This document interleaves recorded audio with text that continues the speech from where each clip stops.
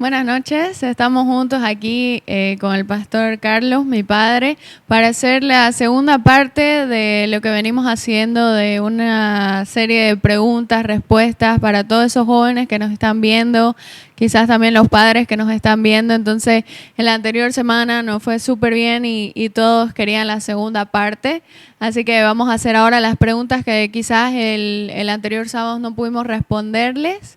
Así que manda tus preguntas por Instagram en JRG Youth o también aquí en los comentarios de Facebook, que vamos a intentar responder todas las que podamos. Así que les presento al pastor Carlos Montero. Buenas noches, bendiciones. Vamos a continuar respondiendo a las interrogantes, pero no sin antes también decirles que el día de ayer fue el Día Internacional de la Familia.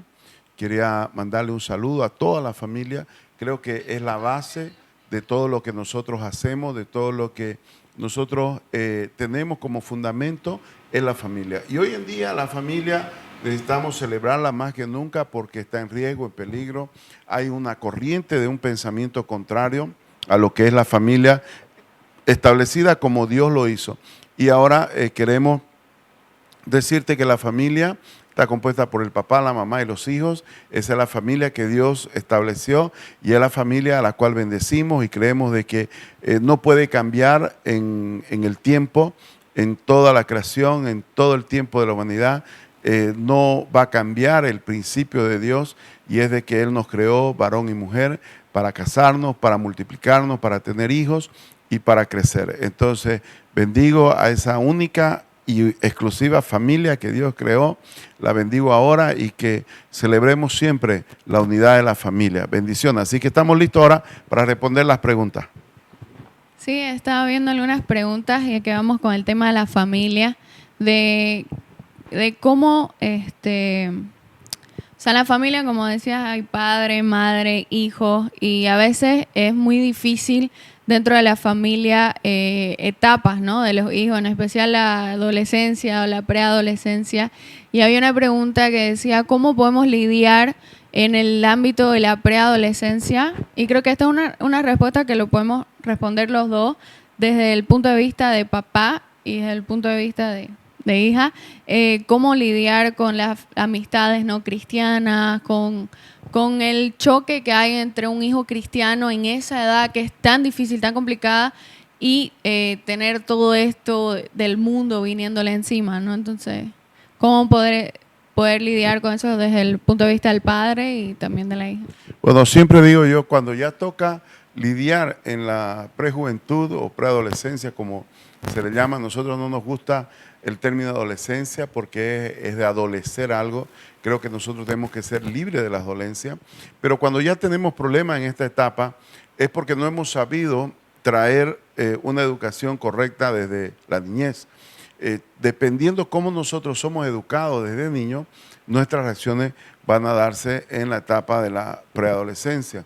Entonces es muy necesario que nosotros lo primero es saber de que tenemos que darle a los niños todo lo que necesitan para que en cada etapa de niño, de adolescente, preadolescente y adolescente puedan tener lo que necesitan. Pero si ya te encuentras, porque la pregunta va directamente, ¿cómo hacer cuando ya el preadolescente está rebelde, no quiere entender, no quiere escuchar? Entonces, ¿qué es lo que tenemos que hacer? ¿Hay tiempo todavía para corregir? Sí hay tiempo. En esta edad se puede corregir todo. Lo que hay que hacer es dar tiempo. Si usted tiene tengo la certeza de que si hay un problema es porque ha habido falta de tiempo de los padres, falta de educación. Entonces, si ahora entran no como a tratarlo como un niño, menos como un adulto, sino a tratarlo en la edad que está, con las dificultades que está, pero a mostrarle de que ya es una persona que puede recibir una educación fuerte, rápida. Entonces, agarre y dedíquele tiempo. Charle todos los días hasta que resuelva. Tiene que estar hablando. Mucha gente dice, le puedo pegar, sacar el cinturón. Creo que ya es tarde para eso. En la preadolescencia, cuando usted lo castiga con cinturón, todo eso ya se vuelve un abuso. Lo que sí, los castigos en esta época son de quitarle lo que más le gusta, quitarle lo que más le agrada. Esos son los castigos, darle un tiempo y cumplirlo. ¿Sí? Muchos padres le dicen, te voy a castigar una semana y a los 2 días ya le están cediendo de nuevo. Si le diste un día, es un día, una semana es una semana, un mes es un mes y hay que cumplirlo. También los padres tenemos que ser responsables y cuando castigamos tenemos que hacerlo y completarlo para que demuestre que hay una seguridad de lo que nosotros también estamos educando y castigando. Entonces, pero más que el castigar, este es el tiempo de enseñar, seguir enseñando, seguir mostrando y dedicar tiempo con el preadolescente permanentemente hasta salir del problema. Yo creo que de la parte de hija también es un tiempo difícil, obviamente para todo adolescente y preadolescente, donde tu fe se solidifica, por así decirlo. Creo que es muy importante de que si vos tenés 12, 13, 14 años, tenés que entender de que lo que estás viviendo ahorita o las decisiones que estás viviendo ahorita van a tener consecuencias en tu vida en algún momento. Muchos niños de esa edad piensan de que pueden hacer lo que quieren, de que igual más adelante lo arreglan, que igual, o sea, Dios te da la oportunidad, pero yo creo que en el tema de la fe, este es el momento donde realmente uno decide si realmente seguir una vida con Dios o no. Porque cuando vos a esa edad tomás la decisión de seguir a Dios, de buscarlo cada día más, de adorarlo, de todo, en el futuro vas a volver a ese momento y va a ser algo que te va a recordar para seguir adelante. Si ahorita como que ya más adelante me hago bien cristiana, más adelante ya conozco bien a Dios, cuando realmente lo necesite, ahorita no tengo problemas reales, cuando realmente lo necesites ya no vas a tener esa base tan fuerte que se crea ahorita, digamos. Entonces, entender a los padres, digamos, ¿no? A veces los padres se asustan, a veces los padres se preocupan muchísimo, o hay algunos padres que hacen sobreprotección, digamos. Entonces, entenderlos también, porque no es fácil de ninguno de los dos lados, y escucharlos, porque en la sabiduría que ellos tienen ya con los años, uno va aprendiendo. Obviamente a esa edad es como que no quiero escuchar nada, pero es bueno escuchar a tus padres porque tienen razón, aunque exageren un poco o aunque te sobreprotejan. En la base de lo que ellos están diciendo está la sabiduría. Entonces hay que tener paciencia de los dos lados. Creo que lo que decían, lo más importante es pasar tiempo juntos para poder enseñarle a tus hijos, no reteándolos, porque creo que hay muchos padres que enseñan a sus hijos reteándolos. O sea, el niño no va a aprender de esa manera. El hijo aprende cuando te lo dicen en una charla, te cuentan una historia, o sea, es pasando tiempo juntos, ¿no? ¿Sí? Hablando de la familia, también estaban preguntando sobre el matrimonio. Dice, ¿cuál es la etapa más difícil del matrimonio? La etapa más difícil del matrimonio son todas. Yo creo que cada etapa hay etapas difíciles y hay etapas que, a ver, es que es complicado cuando dice las etapas, ¿cuál es la más difícil? Yo creo que cada etapa del matrimonio trae sus pros, sus contras, o trae sus épocas buenas y trae momentos malos. Creo que son más los momentos malos que cuál es la etapa peor. Lo que pasa es que tenemos primero la luna de miel, por ejemplo, ¿no? Donde se está aprendiendo, donde todo es hermoso, todo es amor, todo es ilusiones, y tal vez luego, cuando comienza a haber dificultades, cuando pueden haber dificultades económicas, en fin, sociales, muchas veces la gente se casa con una expectativa de la pareja y ya durante el matrimonio se da cuenta que no era así, y entonces viene la desilusión, viene mucho conflicto. Entonces yo creo de que en todas las etapas hay cosas buenas y malas, pero las dificultades de cada una, la primera va a ser de que van a ser sueños con muchas expectativas, luego te puedes golpear con la realidad y cada 5 años, más o menos, uno naturalmente como que se programa. Entonces, los primeros 5 años del matrimonio pueden ser los más duros a veces, como pueden ser los mejores años, porque estás tratando de construir algo, pero muchas veces otros se desilusionaron muy rápido del matrimonio y los primeros 5 años son los peores porque tienen que reestructurar todo y tienen que ponerse de acuerdo. Y lógicamente va pasando el tiempo. Creo que una de las etapas más difíciles, ya hablándolo en ese sentido, es cuando los hijos ya están en la preadolescencia justamente, cuando los hijos ya comienzan a tener mayores expectativas, cuando los hijos ya tienen mayores exigencias, y es justo ahí cuando los padres también están sufriendo cambios en su vida, ya la madurez ya ha llegado, muchas veces entre la juventud de los hijos coinciden a veces con los momentos difíciles, la crisis de los años 40 de los padres, de los años 50, menopausia, bueno, hay varias cosas que están coincidiendo cuando los hijos están jóvenes, y creo que ahí también es un conflicto muy fuerte porque las mentes comienzan a sentirse, así como el preadolescente, ¿por qué tiene problemas? Es porque ya cree que puede manejar todo independientemente.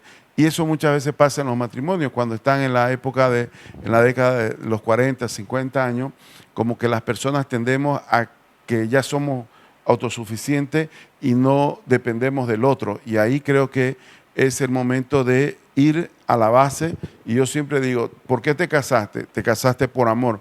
Entonces el amor es el que tiene que unirnos en todas las etapas, sean buenas o malas. Si hay amor, las vas a poder atravesar. Entonces creo que el cultivar el amor, el cultivar esa base por la cual nos hemos casado, creo que va a ser lo que nos va a hacer salir de esas etapas difíciles. Y las etapas difíciles, entonces, creo yo, es cuando el hombre y la mujer comienzan a querer cambiar sus expectativas de la vida, y ahí es donde chocamos nuevamente en el matrimonio. Bueno, esas fueron las preguntas que tenemos sobre la familia que están haciendo. Si tú tienes tu pregunta, envíanos en los comentarios. Si se preguntan también por qué estoy mirando el celular, es porque estamos esperando esos comentarios que usted nos diga, que usted nos envíe. Muchos jóvenes estaban preguntando sobre los sueños también. Creo que lo hablamos un poquito el anterior sábado, pero querían hablar sobre qué pasa cuando hay una decepción en tu sueño. O sea, estaba soñando algo súper grande y no pasó, digamos, no se pudo hacer. Entonces, a partir de lo que pasamos el anterior sábado, estaban preguntando eso de cómo lidiar con la decepción. Exactamente, justamente hablábamos del sueño de Dios también, que Dios tiene un sueño con nosotros y tenemos que unir el sueño de Dios con nuestro sueño, ¿no es cierto? ¿Qué pasa cuando el sueño no estuvo unido al de Dios? Lógicamente va a fracasar ese sueño, pero no es porque nosotros fracasemos al tener un sueño, sino que hay cosas que tal vez nos hemos colocado con mucha expectativa y no se ha podido cumplir. Una de las cosas que muchos dicen sueño, otros dicen metas, objetivos, goles, ¿no? Deseos. En realidad, nuestros sueños tienen que ser alcanzables. Mucha gente está soñando con ser astronauta y sabemos que de los 7.000 millones de habitantes que hay en el mundo, solo unos cientos pueden llegar a ser astronautas. Entonces tenemos que tener nuestras expectativas, nuestros sueños, tienen que ser realizables. No podemos soñar cosas imposibles, pero tenemos un Dios de lo imposible. Lógicamente que Dios nos va a hacer cosas imposibles, pero dentro de un propósito. Entonces a lo que me voy es que los sueños tienen que estar relacionados a un propósito. No podemos soñar, como decía, voy a poner lo del astronauta porque es una exageración, de que yo quiero ser astronauta. Y todo niño quiere ser astronauta cuando ve el espacio, ve todo eso. Pero, ¿qué es lo que pasa? En el transcurso del tiempo, cuando voy madurando, voy también madurando mis sueños. Entonces, en niño, en joven, pude haber soñado algo muy grande, pero en el transcurso de mi madurez puedo ir mejorando ese sueño, transformando ese sueño para que se haga realizable. Entonces, para que no tengas decepciones, sueña lo que realmente es realizable, lo que realmente edifica. Y cuando no lo pudiste cumplir el sueño, busca otro sueño. Los sueños tienen que ser renovados. O sea, no te puedes quedar en un sueño para toda tu vida y si no cumpliste ese sueño, ya sos un desgraciado y para toda la vida y nunca más voy a poder soñar. Eso es mentira. Los sueños hay que soñarlos todo el tiempo porque algo se construye cuando estoy soñando. Y los jóvenes tienen que soñar. El joven está para soñar. La palabra de Dios dice también, el joven tiene que soñar porque tiene que hacer un mundo para ellos. Yo recuerdo cuando era joven, ¿no? Cuando era prejuvenil todavía, vi una película que me impactó toda mi vida y siempre la cuento, que es La historia sin fin. Algunos pueden verla. En La historia sin fin era que había un mundo paralelo, ¿no? Un mundo imaginario, lógicamente es una ciencia ficción, pero ese mundo dependía del sueño de un niño y ese sueño iba a crecer ese mundo a medida que el niño siga soñando. Y cuando le preguntan, ¿no? Él pregunta, ¿y cómo es esto? De acuerdo a tu sueño, le dice, de acuerdo a mi sueño. Sí, tienes que soñar para que esto siga creciendo. Y hay una historia sin fin. Entonces yo creo que el sueño tiene que ser eso. Tiene que ser algo que tengo que seguir soñando para que siga creciendo, para que siga innovándose. El sueño no tiene que ser algo estático como una meta, como un objetivo, que yo lo cumplo y busco otra meta. Sino el sueño tiene que ser algo que se va a ir modificando. Y si realmente no funciona, cámbielo. No tiene que acabarse la vida porque no se cumplió su sueño. Busca otro sueño. Hay muchos sueños para buscar. Y eso es lo que yo creo. Y creo que los jóvenes se calientan mucho la cabeza pensando en el sueño, si lo van a hacer. A mí me pasó algo muy raro. En varias cosas de mi vida que yo había soñado, las conseguí. Fíjese, las conseguí. O sea, quiere decir que el sueño, mi expectativa es que tengo que conseguirla, ¿no es cierto? Ese es el sueño. O sea, no es un sueño de que, no, eso es un sueño. O sea, que no va a ser realizable. No, el sueño tiene que ser realizable. Entonces, los sueños que yo tenía se cumplieron muy pronto, creo yo, en mi vida. No había cumplido 40 años y ya muchos de mis sueños yo había cumplido. ¿Y qué pasó? Comencé a buscar otros sueños, con otras expectativas, ya, con otras exigencias, y he ido motivándome en ir soñando, ir teniendo cosas, y eso hace que uno se motive y uno se movilice hacia ese sueño. Entonces, no te desilusiones porque no se dio un sueño. Los sueños son para eso, para que nos motiven a conseguirlo. No se consiguió, me motivo a conseguir otro, elaboro un buen sueño y tiene que ir. Y lógicamente, el sueño de tu vida, ¿no? Es Dios. Dios te va a dar, juntos van a hacer ese sueño y te va a dar una familia, te va a dar los recursos, te va a dar todo lo que necesitas para cumplir tu sueño. Creo que también es muy importante de los jóvenes ahora que tienen sueños muy... O sea, tu expectativa no necesariamente es la realidad. Por todo esto que tenemos de películas, de series, de influencers de todo el mundo, youtubers, todo esto que viven un estilo de vida que, o sea, si vos lo soñás y te pones a trabajar en ello, lo vas a cumplir. Pero tenés que fijarte de que tu sueño vaya con la realidad, digamos, ¿no? Porque creo que el internet te puede mostrar cosas que no son realidad, te puede mostrar cosas que están exageradas y que por atrás la realidad es otra.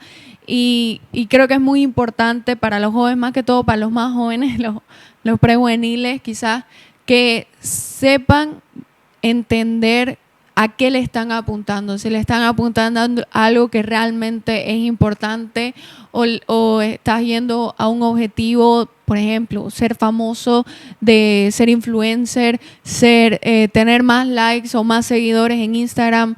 O sea, eso es un sueño que si tu objetivo, tu sueño es poder influir a las personas, poder ayudarlas, poder expresarte de alguna manera, perfecto. Pero si tu sueño es tener 1 millón de seguidores, o sea, no sé si me entienden, pero no es algo real, no es algo que va a cambiar una vida, no es algo que te va a cambiar la vida. Entonces, tenemos que tener mucho cuidado con a qué le estamos apuntando, que tenga sentido, que tenga, no sé cómo lo puedo decir, no sé si me estoy explicando, de que tenga un valor real. Entonces tenemos que saber qué es lo que estamos valorando también, que tenga un propósito tu sueño, que sea de bendecir a otras personas también. Así es.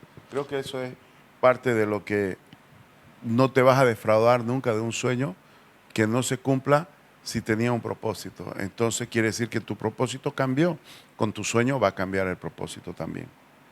Así que no te olvides de enviarnos tus preguntas, envíanos ahora ahí al chat de Facebook que estamos mirando. También voy a mirar Instagram. Muchos estaban preguntando sobre su carrera. Personas que yo sé que estudian arquitectura o que estudiaron arquitectura están hablando de cómo fue estudiar arquitectura, si, qué es lo que más te ha gustado de la arquitectura, que lo hablamos un poco el sábado, pero quieren saber más como qué podrían ellos hacer con la arquitectura. Y hay una pregunta que dice, si no hubieras estudiado arquitectura, ¿qué otra carrera te hubiera gustado estudiar? Yo creo que eso es una buena pregunta y vamos a ir en otro sentido porque solo lo pasamos de largo en la anterior. El escoger una carrera, lógicamente, es una vocación, es algo que tiene que gustarte y tiene que gustarte el área. La arquitectura, mucha gente dice, sé dibujar, quiero estudiar arquitectura. Arquitectura no es dibujar, definitivamente, eso es bellas artes, ¿no? Bellas artes es dibujar artísticamente, paisajísticamente, pero arquitectura es una mezcla de arte y técnica. Entonces, cuando uno está estudiando, te cae encima la matemática y uno dice, no, matemática en arquitectura, yo pensé que eso era para ingeniería, ¿no? Hay matemática, claro que no es tanta matemática, pero sí al comienzo hay el espacio, hay todo lo que física, un poco de química por los materiales, hay estudio de materiales, hay también trigonometría, hay una matemática aplicada entre matemática con física y lógicamente hay una historia, hay que estudiar historia, hay que estudiar los materiales, la composición de los materiales y esa es una parte técnica.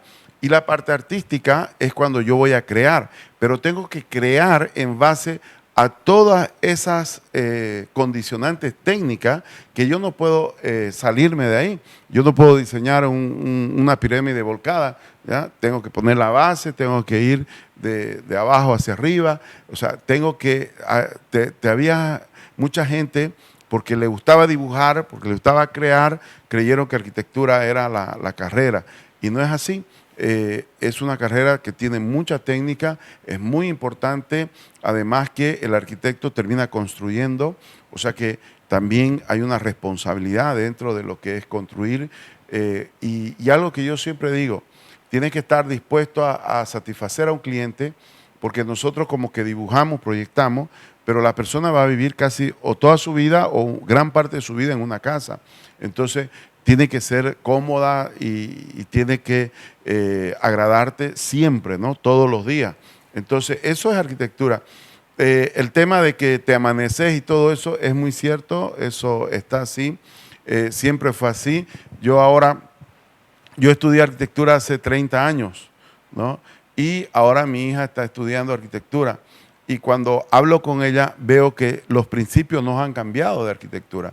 Lo que ha cambiado son las herramientas para llegar a la arquitectura. Y hace 30 años, cuando yo estaba estudiando, empezó la computación. Y por ejemplo, ahí decían, en Estados Unidos, en Europa, ya están diseñando con las computadoras, ya la mesa de dibujo la han botado, así que ya los arquitectos lo van a botar también. Yo no sé por qué estudian arquitectura, si esto se va a acabar, porque la computadora lo va a hacer todo. Y han pasado 30 años, ¿ya? Y la computadora no puede hacer lo que la mente humana va a crear. La computadora les ayuda, lógicamente, o sea, veo cosas impresionantes a mi hija hacer ahora en la computadora, cosas que nosotros no imaginábamos siquiera en aquella época.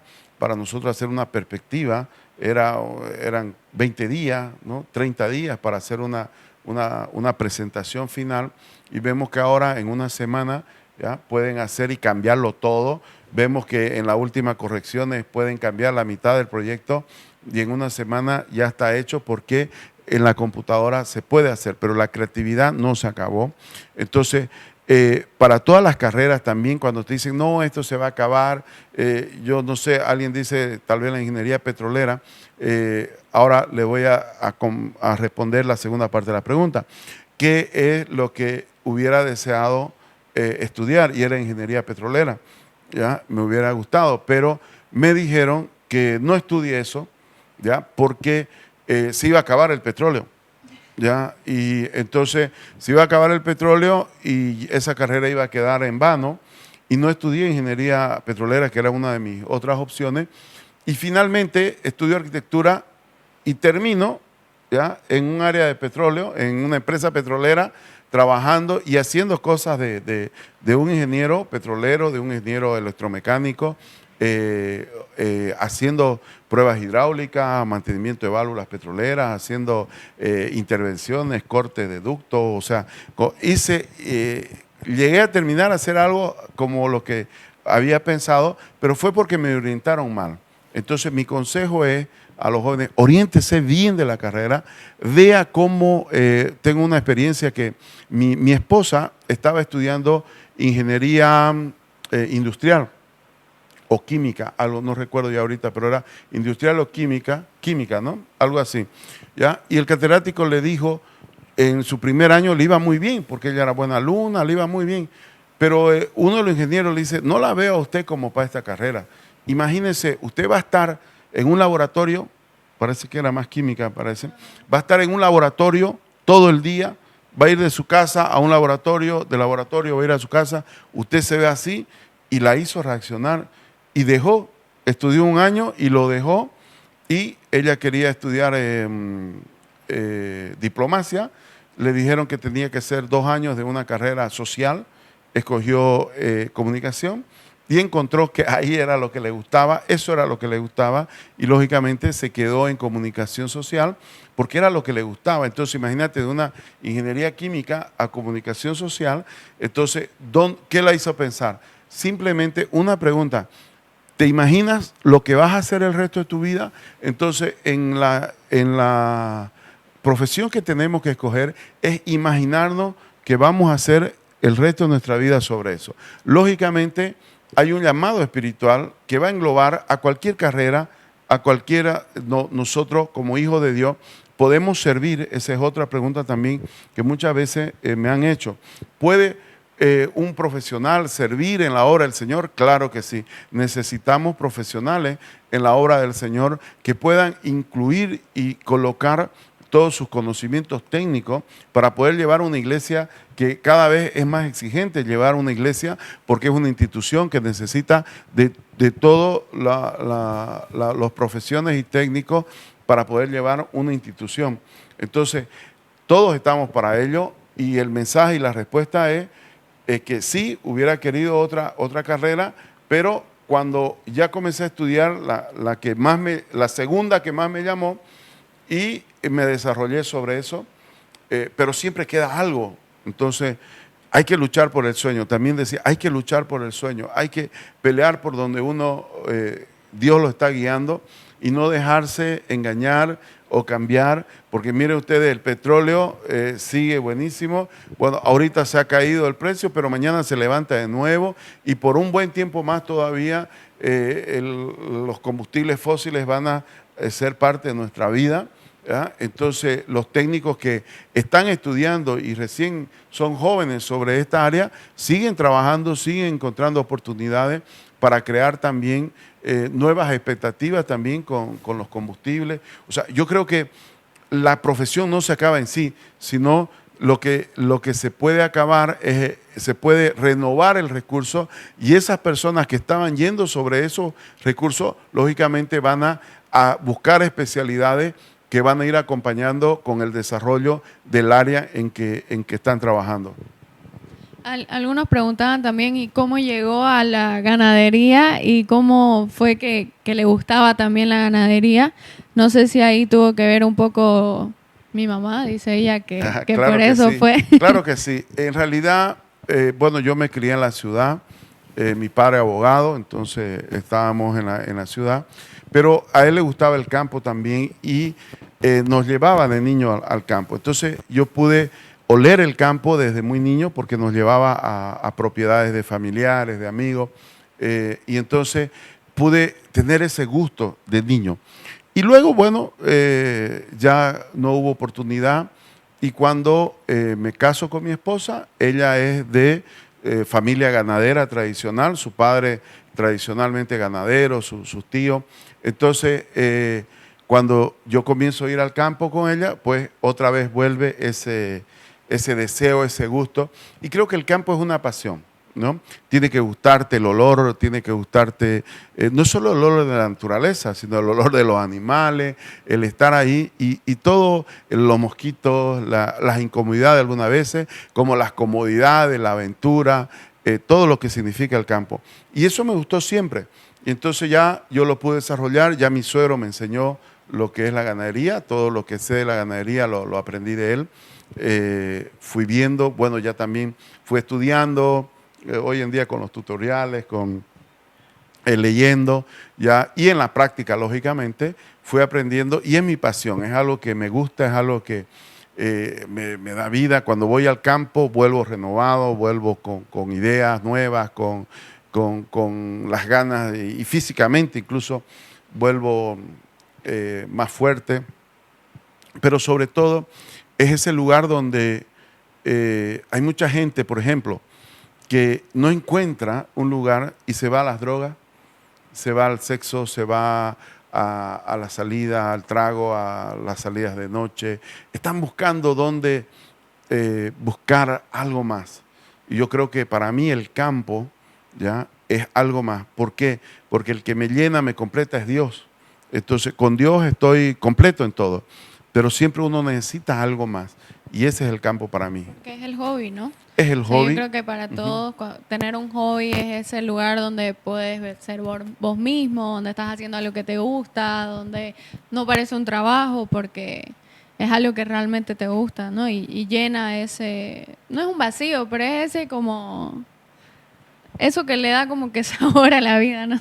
Ese sabor a la vida. Todas las personas necesitamos un momento de un hobby. Uno le gusta jugar fútbol, otro le gusta, y qué sé yo, cualquier deporte, muchas cosas, ir al mar, pescar. Entonces, creo que un hobby es necesario. Para mí es un hobby, lógicamente también es una actividad económica que hay que enfrentarla con responsabilidad y sacar utilidades y todo lo demás. Claro que sí, es una actividad económica, pero es un hobby mezclado con actividad económica, ¿no? Creo que en el fútbol, o sea, vas a ir a jugar, o si vas a ir a jugar bolos, boliche o alguna cosa, vas a ir a gastar, ¿no? En cambio acá es algo mayor, es una responsabilidad grande.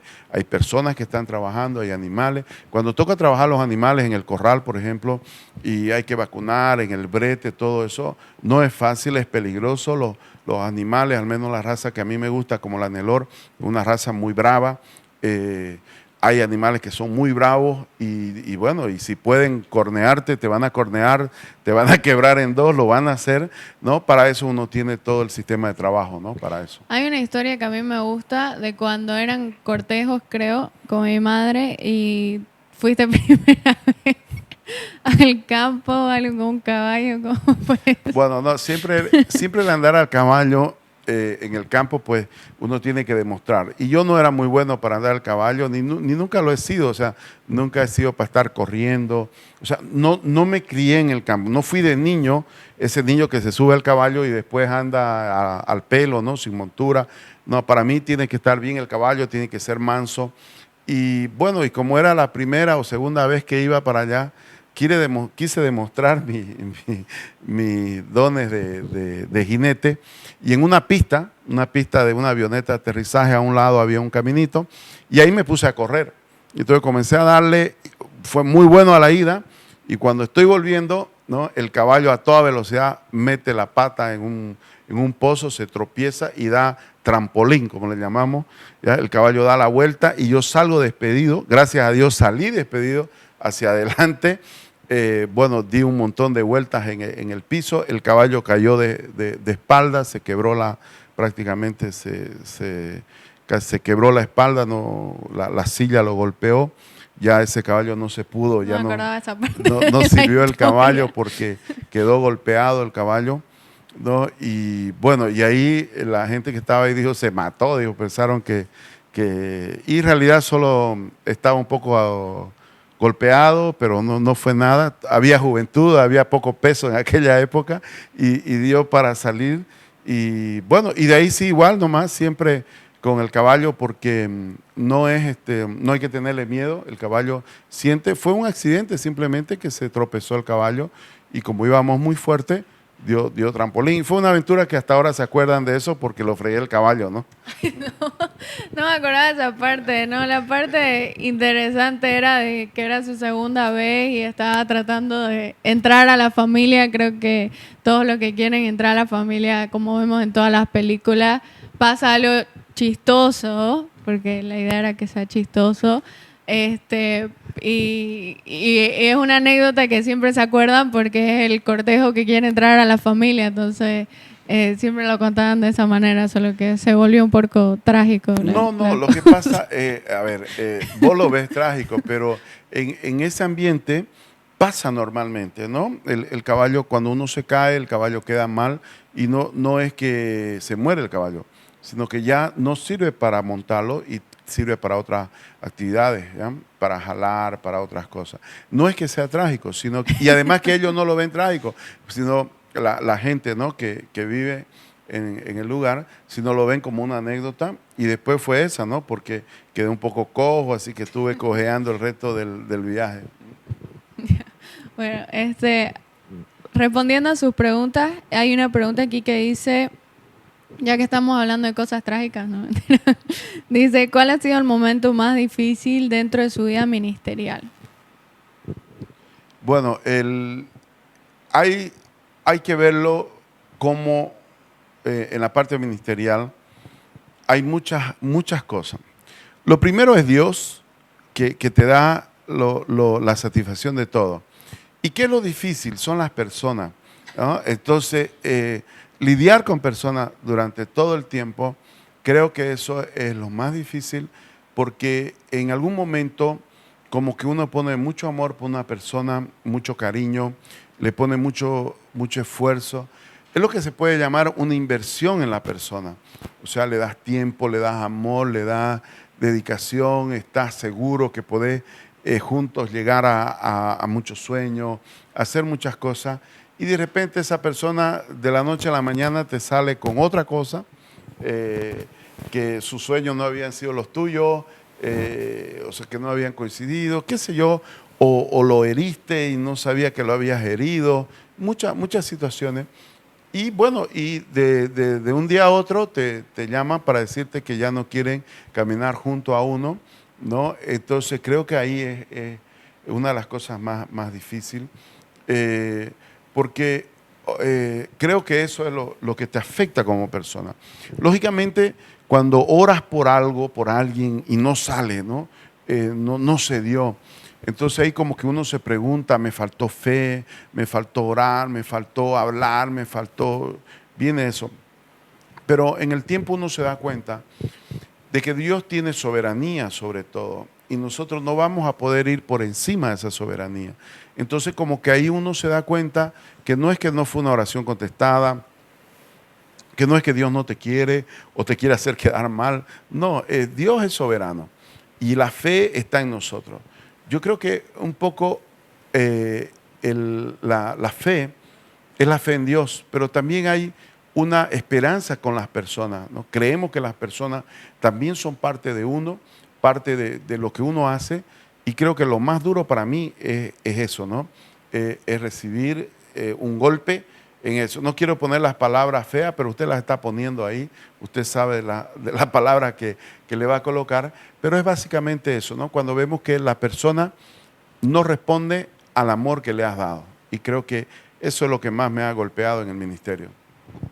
Sí, alguien preguntaba el anterior sábado también cómo es ser hija de pastor y la respuesta es esa también, ¿no? O sea, como hijo de pastores también nos afecta cuando una persona les hace algo a ustedes, digamos, hacer entre comillas, ¿no? Cuando pasa algo con una persona creo que eso es lo más difícil también de ser hija de pastor, aparte de la crítica, que te juzgan por todo, que te están mirando cada detalle, ¿no? ¿Qué haces, qué no haces, cómo lo hiciste, cómo lo dijiste, cómo fuiste, si oraste, si no oraste, si adoraste, si no adoraste, si estuviste atendiendo a la prédica, si no estuviste atendiendo a la prédica.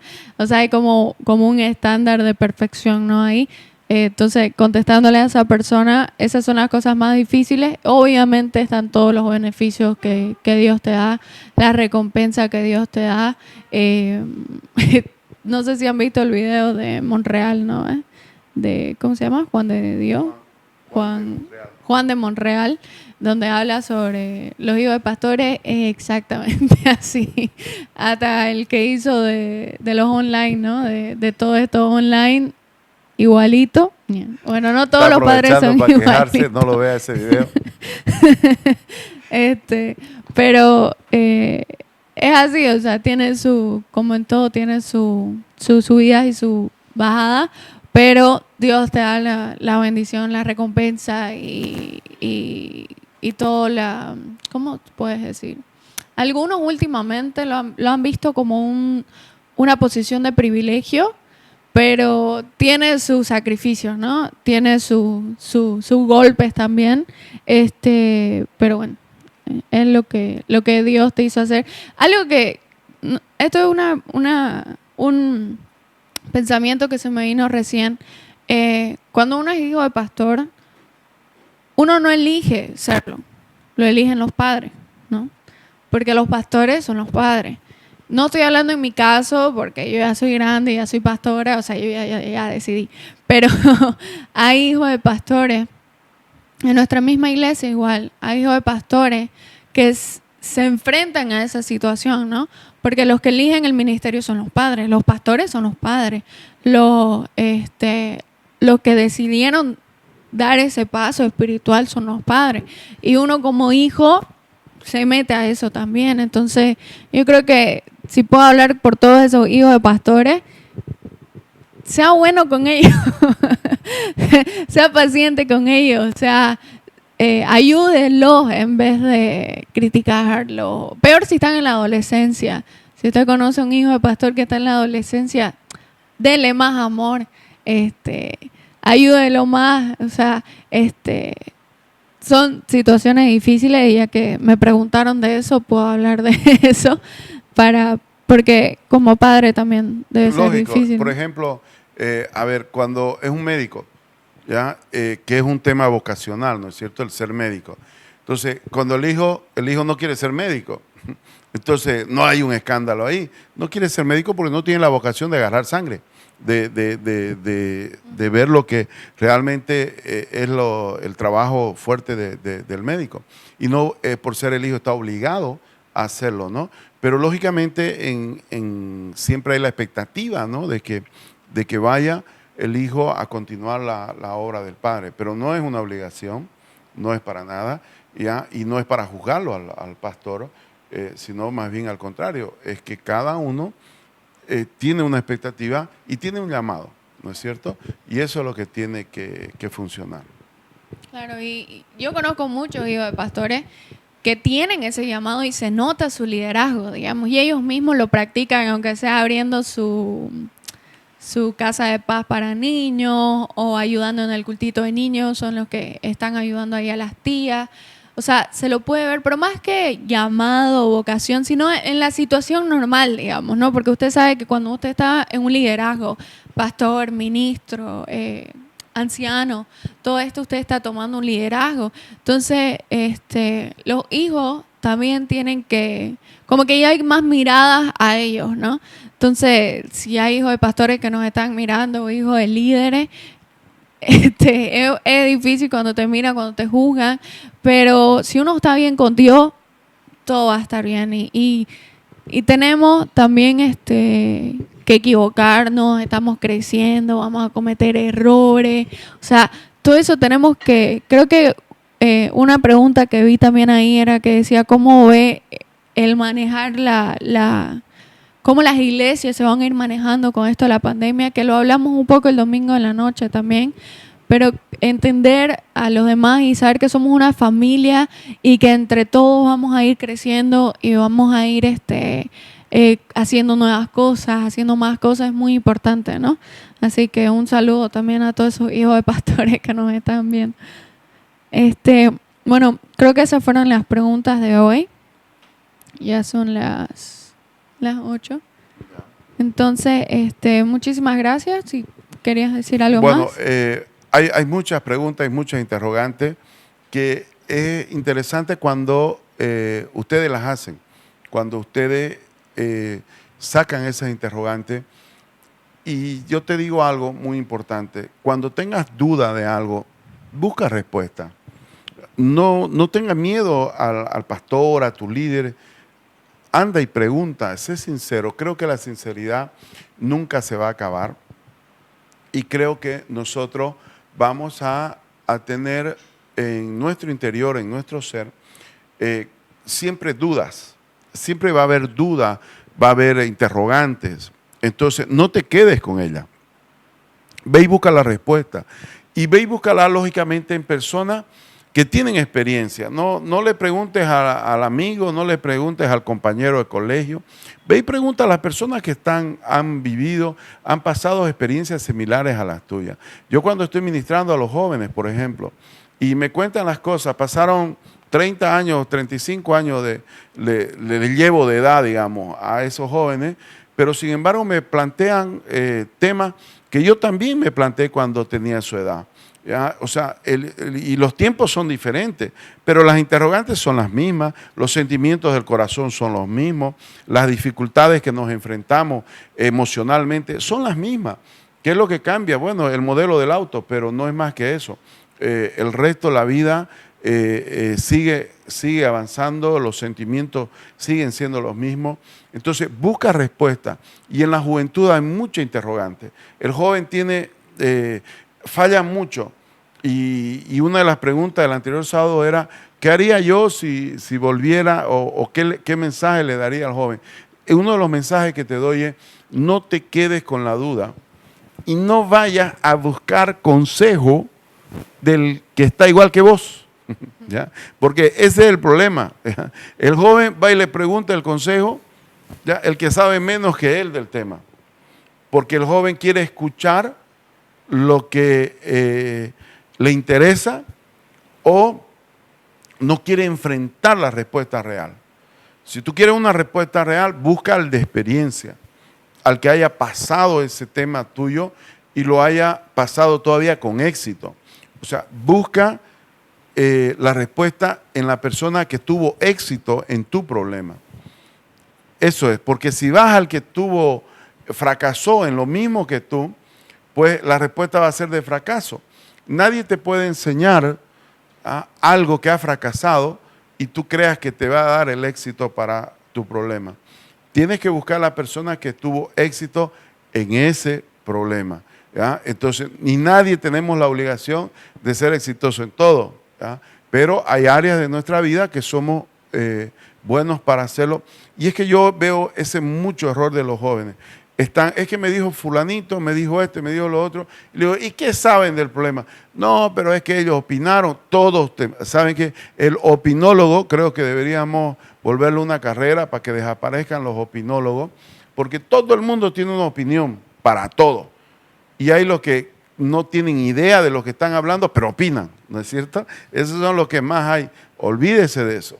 Busque las personas que tienen conocimiento, que han vivido o que han estudiado el tema y tienen tu respuesta. Creo que ese es un consejo a la juventud, que puedan realmente ser asesorados. Se necesita mucho asesoramiento. Otro de los problemas de los jóvenes es que se aíslan en su problema y creen que se murieron ya, no pasa más, se acabó, nunca más van a salir de ahí. Lo ven su problema, pero como el problema más grande del mundo, y el joven tiene ese problema, y es un problema espiritual. Satanás quiere hacerte ver que no vas a poder salir de tu problema, que no hay solución en tu problema.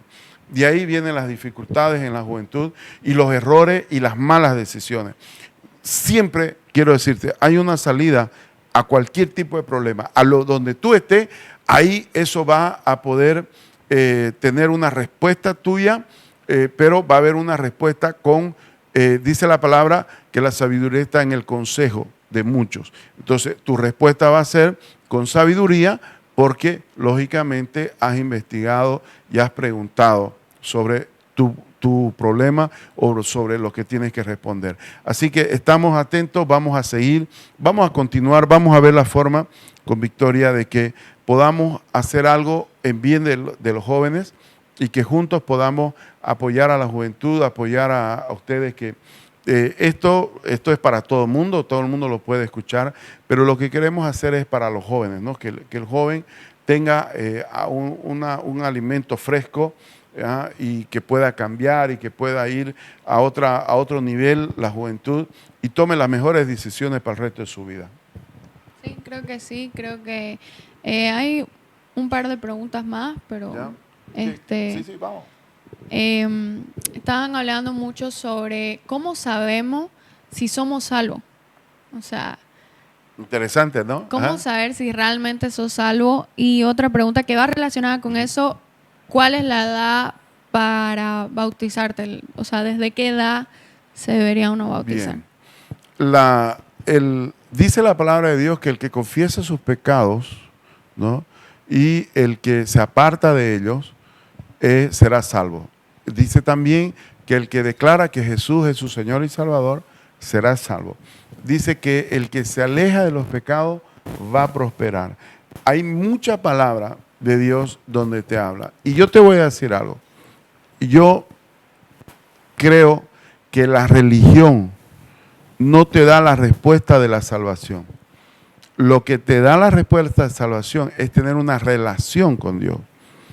Y la seguridad de estar en una relación con Él es lo que me va a dar la seguridad de que soy salvo. Porque ¿quiénes van a ser salvos? Los que dice así, los que murieron en Cristo. O sea, ¿cuál es entonces mi respuesta ahorita? Viví en Cristo. Viví como Cristo manda. Entonces, si Él manda a no matar, pues no mates. Si Él te manda a no mentir, no mientas.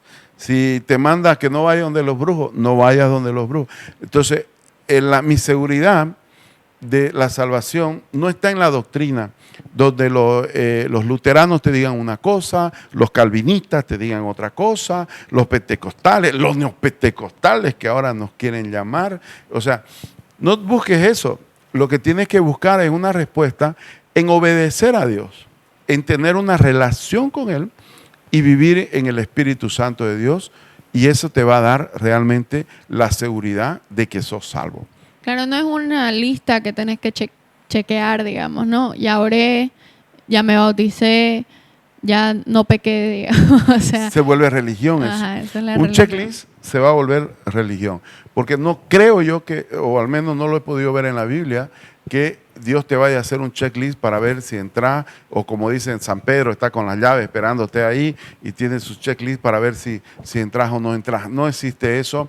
Yo creo que la relación, el vivir permanentemente con Dios, estar junto, estar creyéndole su poder, creyéndole su milagro, orando, intercediendo, ayunando, estar en una presencia con Dios, es lo que te va a garantizar seguir con Él. Eso por un lado. Y por el otro lado, el bautizarse, hay dos condiciones para bautizarse. Uno es arrepentirse del pecado. Para arrepentirme del pecado, yo tengo que tener conciencia de pecado. Entonces, y la segunda es creer que Jesucristo es nuestro Señor y Salvador y que Él vino y murió por nuestros pecados y resucitó. Y ese es el fundamento de la fe cristiana, que Él resucitó. Entonces, estos dos principios son los que tú tienes que conocer y aceptar como principio y como algo que es real en tu vida. Entonces, la edad que tú tengas para poder realmente tener conciencia del pecado y arrepentirte de tu pecado es la edad que te va a dar la convicción para poder ser bautizado. ¿En qué franja puede estar? Un niño de 6, 7, 8 años está ahí en el límite en que sabe o no sabe cuál es la condición del pecado. Pero yo creo que desde los 8, 9 años para adelante ya se puede tomar algunos niños que son muy maduros y entienden la condición de pecado. Y lógicamente el que no tiene esa madurez, 10, 11 años, ya es una buena, ya de 10, 11 años sí que ya el niño sabe lo que es la condición de pecado. Pero 8, 9, que muchas veces nos toca decidir, tenemos que entrevistar al niño para ver si realmente tiene una convicción de pecado y puede arrepentirse de esos pecados. Porque el niño puede, que uno lo lleva a la iglesia, uno le enseña a Jesús, él cree pues rápidamente. El niño cree muy, muy rápido, pero creo que el punto es el entender la convicción de pecado y de que te arrepientes de lo que has hecho y, lógicamente, esa es la condición que te da. Más que una edad, te da la condición de poder reconocer el pecado y apartarte de él. Claro, es un tema un poco complicado porque también la gente dice, pero los niños son del reino de Dios, los niños son los dueños, eso es todo verdad, digamos, ¿no? Pero también hay niños que desean, ahí yo puedo ver lo que dice la palabra, lo que el mismo Jesús hizo, ¿no? Porque Jesús fue bautizado y uno dice, pero es el Hijo de Dios, digamos, ¿no? Pero él dijo, tengo que hacer, se tiene que cumplir la palabra, tengo que hacerlo. Pero ahí yo también veo en esos niños que desean hacerlo como una afirmación de su fe, ¿no? Esa es la diferencia. Porque también hay niños que como todo el mundo están viendo y es como que se están bautizando, yo también quiero. O sea, hay que distinguir ese niño que quiere hacerlo por un juego más a ese niño que quiere, que entiende, que necesita y que está ahí. Porque, ojo, tengamos cuidado. Un niño de 8 o 9 años, usted no sabe lo que ha podido. Ha podido sufrir un abuso, ha podido sufrir cosas duras en su vida y lo que él quiere es la protección del bautismo para estar protegido y ver que puede hacer mejor su vida. Por eso digo yo, hay que entender bien ese gusto, ese deseo del niño, que no sea por un juego, sino que sea por un entendimiento de una necesidad espiritual. Amén. Entonces, esas son todas las preguntas que tenemos. Si alguien más tiene alguna pregunta, puede enviarla en este momento por el chat o si tiene algún comentario o le gustaría que hablemos de algo también, puede mandarlo a este momento por el chat. Pero creo que ha sido un tiempo muy bueno, de que hemos podido hablar de cosas que yo sé que realmente las personas necesitan. O sea, yo puedo ver que las preguntas no son hechas porque ya yo voy a preguntar esto, ¿no? Sino que hay personas que realmente quizás están pasando por esas cosas o han pasado en su vida por esas cosas. Entonces es muy bonito poder hablar de esto y que te ayude y que bendiga tu vida o bendiga la vida de otra persona que vos conocés que está pasando por esto. Y creo que ahora como jóvenes muchas veces nos olvidamos de...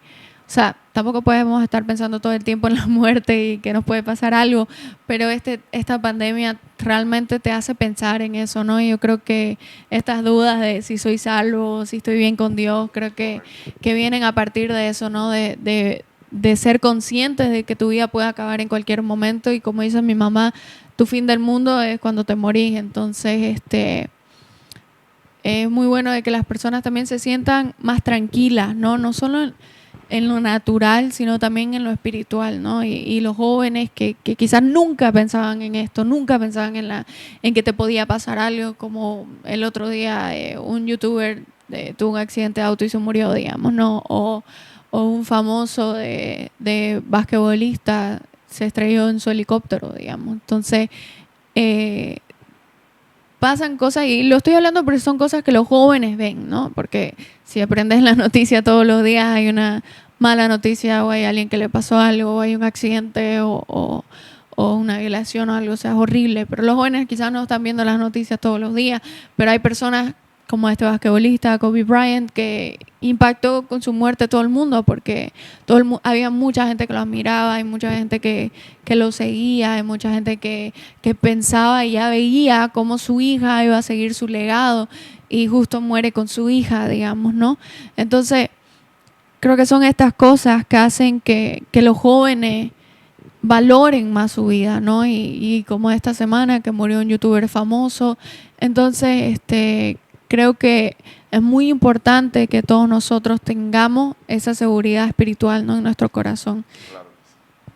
Y si hay jóvenes que no han recibido al Señor, este es tu momento de conocerlo más, estás en tu casa, estás teniendo el tiempo necesario, acércate al Señor, ten tiempo de intimidad, tiempo de leer la palabra, el tiempo de encerrarte ahí, escuchar alabanzas, escuchar adoraciones y entrar en la presencia de Dios.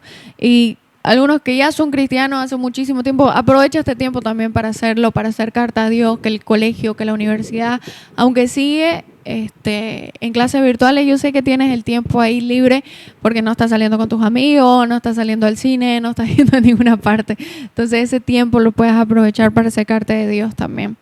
Y nos acaba de llegar una pregunta que dice, ¿la política puede ir de la mano de Dios? Siempre.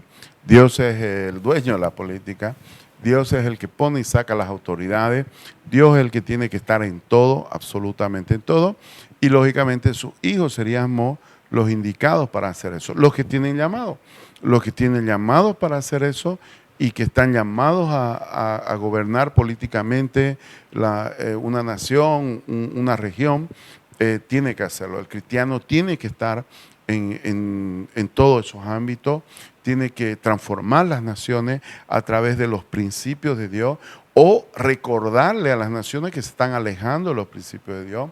Algo muy interesante, leí recién, no sé si no la pude confirmar, pero decía, la Biblia vuelve a los colegios en Estados Unidos, la oración vuelve a los colegios en Estados Unidos. Lo que sí sé que la oración y la Biblia ha vuelto al gobierno de Estados Unidos y también ha vuelto al gobierno de Bolivia. Entonces, eso es muy importante, eso es algo que tenemos que nosotros luchar y pelear como cristianos, pero también tenemos que recibir el llamado. Entonces, muchas veces somos líderes y como que no sabemos que nuestro liderazgo hacia dónde va. Entonces, pide al Señor que la orientación de tu llamado, y si eres un líder cristiano para gobernar la iglesia, pues capacítase para gobernar la iglesia.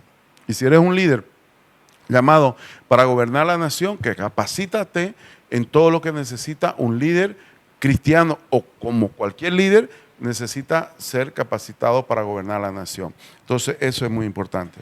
Yo creo que para un cristiano, y hablándolo en el sentido de jóvenes, que estamos quizás algunos de ustedes aspirando a ser un político, como cristiano la parte fea de la política no es la política. O sea, es que se ha mezclado, porque gobernar un país no es fácil, pero estudiar las leyes, estudiar cómo administrar las cosas, como economista, aprender a cómo manejar los recursos, eso lo podemos hacer. Pero justamente estaba viendo una serie política de jóvenes, porque series políticas hay muchas en Netflix, digamos, ¿no? De como presidentes y todo eso, donde en esas series muestran la parte fea de la política. O sea, muestran cómo los políticos tienen que hacer cosas para mantener su puesto. Y yo creo que ahí está el problema. O sea, es algo que recién lo estoy analizando por esta serie que vi de jóvenes en la política, de que yo creo que uno de los principales problemas es la ambición. Entonces, por no perder tu puesto, por no perder poder, por no perder influencia, haces cosas que van en contra quizás de tus valores. Y haces cosas como la manipulación, la mentira, la corrupción, o sea, todo eso que vemos que se maneja en la política, que yo creo que es lo que dice cómo un cristiano va a estar metido en la política, ¿no? Es lo que hace que odiemos en sí la política como cristianos. Pero es importante saber de que si vos sos un hijo de Dios y vos tenés un llamado para influenciar en ese ámbito, el que va a cuidar tu puesto es Dios, ¿no? El que te va a promover es Dios, el que te va a poner en los lugares es Dios. Entonces, yo creo que así sí podemos ser políticos cristianos, si nos mantenemos firmes en nuestros principios, porque eso va a permitir que la mano de Dios esté siempre sobre nosotros, ¿no? Eso es. Bien, creo que hoy ha sido una noche muy buena, muy agradable. Hemos podido responder a algunas interrogantes que tú tienes. Vamos a seguir ideando cómo ayudarte a que sigas progresando. Quiero orar por los jóvenes. Señor, estamos en tu presencia. Oramos, Señor, por este día, por la juventud, por todo aquel que nos está escuchando ahora, Señor, por todo el que se ha conectado de cualquier edad. Oro y bendigo tu vida, que tú, Señor, estés llegándole a su corazón, transformando su vida, sus pensamientos, que todas las interrogantes que este mundo, Señor, presenta, seas tú, Señor, dando la respuesta y que ellos busquen la respuesta en ti. Gracias, Padre amado, por ser un Padre sobrenatural, por darnos todo lo que necesitamos. Bendecimos la vida de cada uno de los que nos escuchan en el nombre de Jesús. Amén y amén.